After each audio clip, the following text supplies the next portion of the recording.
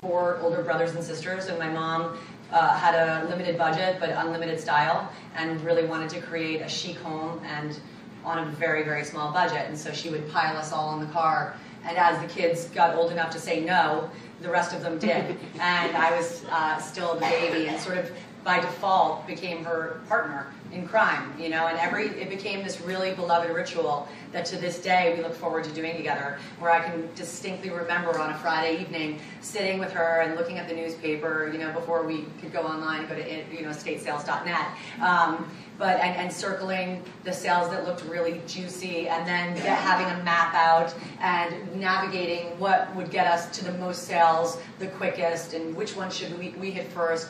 And it really became an adventure, and I think that's what stoked my passion, is the adventure of the hunt and the whole idea of a treasure hunt. And she was very smart, because obviously she needed to buy time with me, who, you know, at 4 and 5 years old had a limited attention span, which still exists. But I would be given $1 or $2, and she would tell me to find something that intrigued me, and I started collecting little porcelain Snoopy ornaments, and lo and behold, those, I still have them. I probably have 30 of them, and they're from the 60s and 70s, and they're actually quite valuable, and I would pay a quarter for one. But it was so fun to go out and to see that you can, you know, find what you're looking for. But also I would watch her, and I can remember asking her growing up, what are you looking for? And she would say, well, I'm looking for a dining table, but who knows what I'll find. And I thought that was just a really great way to be open-minded, and that's sort of my approach to interior design.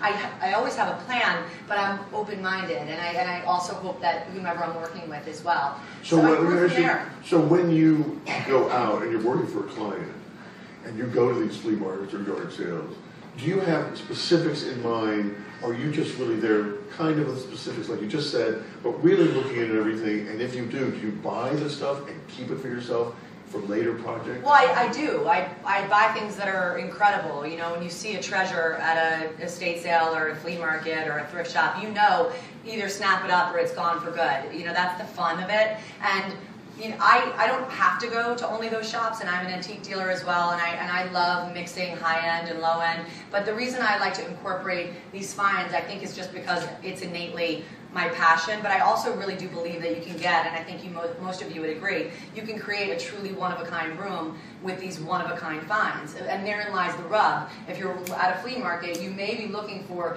a great pair of bergère chairs, but then all of a sudden there's this fabulous faux bamboo 1940s mirror. Not necessarily on the list for that client, but I cannot walk away from it. So 2 storage units later, if I don't use it for them and I don't use it for me, I guarantee I will use it somewhere down the road, or that's what I keep telling my husband.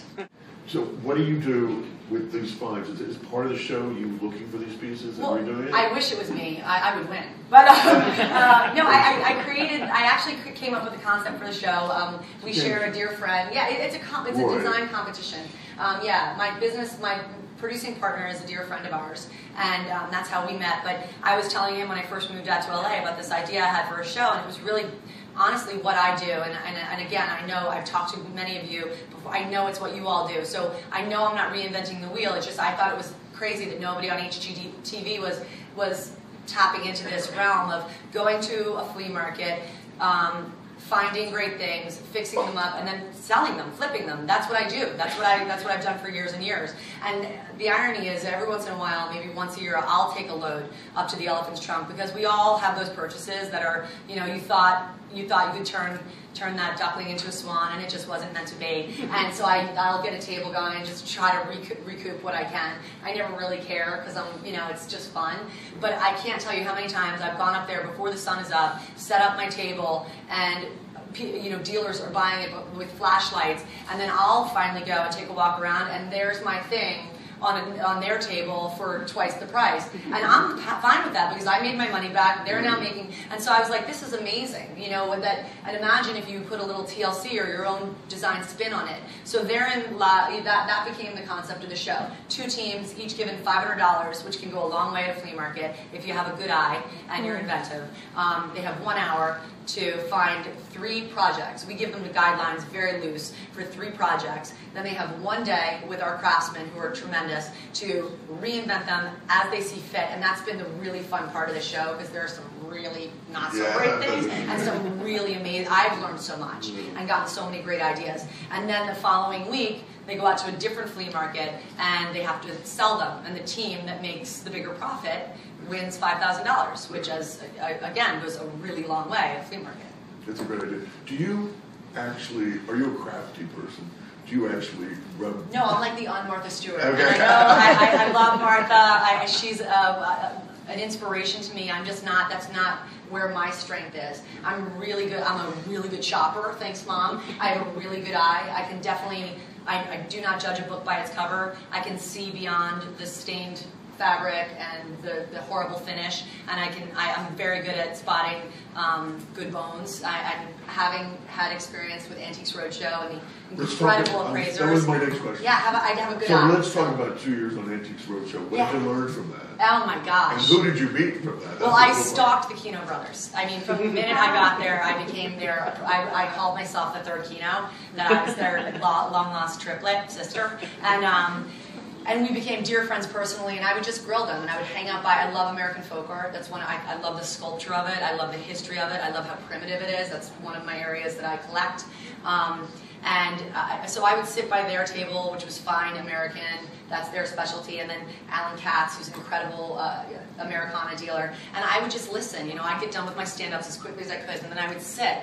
Like you would think, I was a kid in a candy store, and I would, as soon as they were done, I would ask a million more questions. And so I just learned how to identify simple woods, how to identify a piece that's machine-made versus handmade, how to, the simple things about dovetailing and things not to do, like, stripping off a painted finish on a 19th century piece. Right. Not a good idea, and I've seen one too many people come into Antiques Roadshow and be like, but it's dovetailed, I can tell, the grandfather clock, painted face, I looked it up, it's for sure 1830s, and they're like, yeah, and it's worth like $200 now, because that faux grain finish, you stripped. And so that's also been that was a great lesson in what not to do. Yeah.